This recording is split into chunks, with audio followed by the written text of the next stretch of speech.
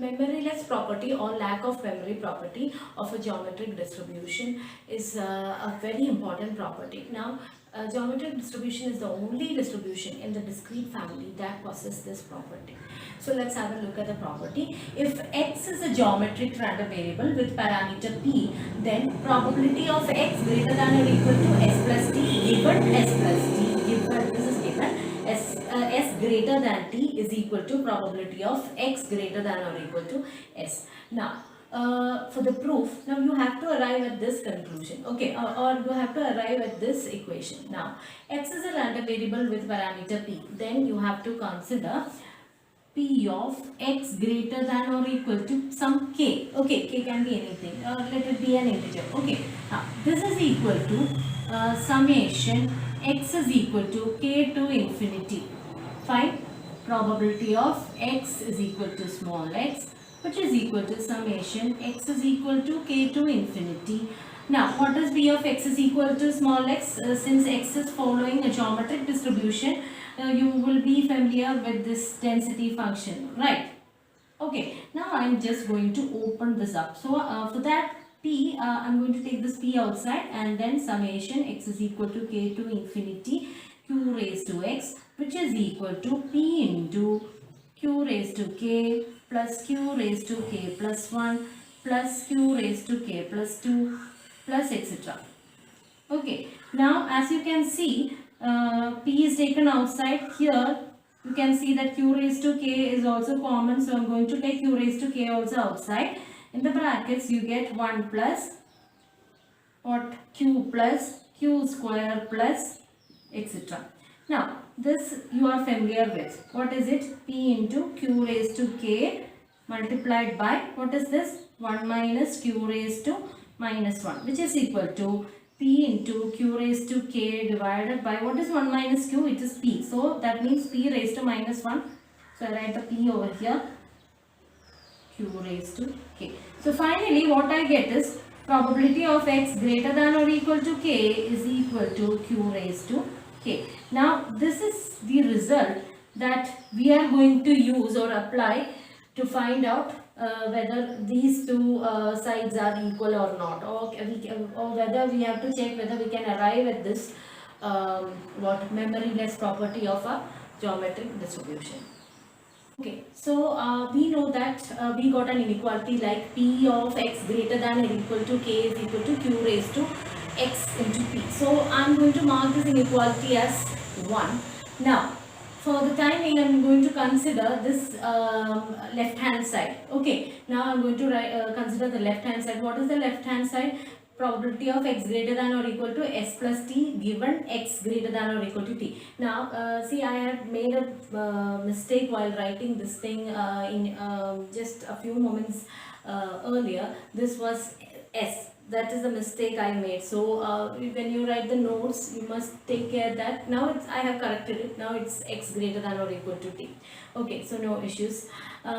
Okay, again coming back, I am going to consider the LHS over here. Now let me just open this up and see what I get. Probability of x greater than or equal to s plus t, comma, x greater than or equal to t divided by probability of x greater than or equal to t. I hope you are fine with this. I hope you know how to write the conditional probability like this. Okay, now I am going to consider this numerator part only. For that, I am going to draw a line and let this line be the values which is taken by our random variable x. So somewhere over here your s lies, then somewhere over here your t lies. Then again this s plus t is definitely going to be greater, okay, greater than these 2 points. So the value of this will be, if it is a number line, it will be somewhere over here, okay, not exactly, but again it will be a larger quantity than what is s or t. When you sum it up, it will be definitely a larger quantity, and it will be lying somewhere in the number line. It will be lying somewhere over there. Now, I told you that these are the range of x, or the values that x can take. Now, if you say that if x is greater than or equal to t, it means that somewhere over here this portion is x. And And if I say that if x is greater than or equal to s plus t, what is the quotient? Yeah, from here onwards to infinity. Now let's see what is the common portion over here. This one. So the common portion is nothing but what?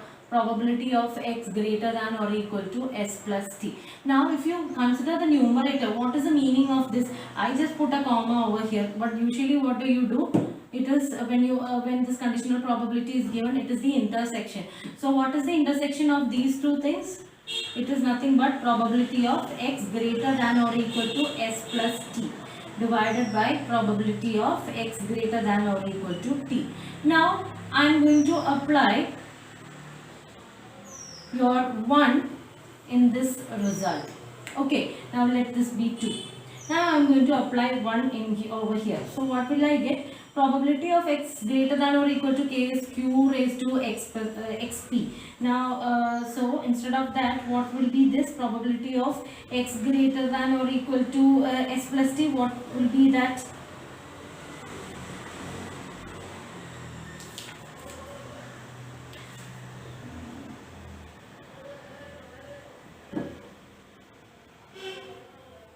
Again, one more sorry, the equation I just wrote it over here was a bit mistake. I wrote it as q raised to xp. Instead of that, it is q raised to q raised to k, which is if you turn back a few moments earlier, you will see that. Okay, now I'm going to apply this in 2. So what I get?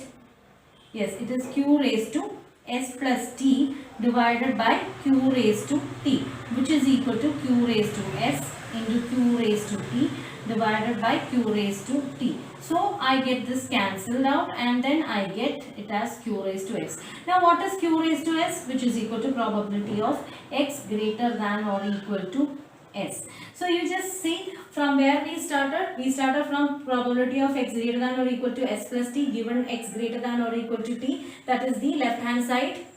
And we reach to the right hand side, probability of x greater than or equal to s. Now this is the memoryless property of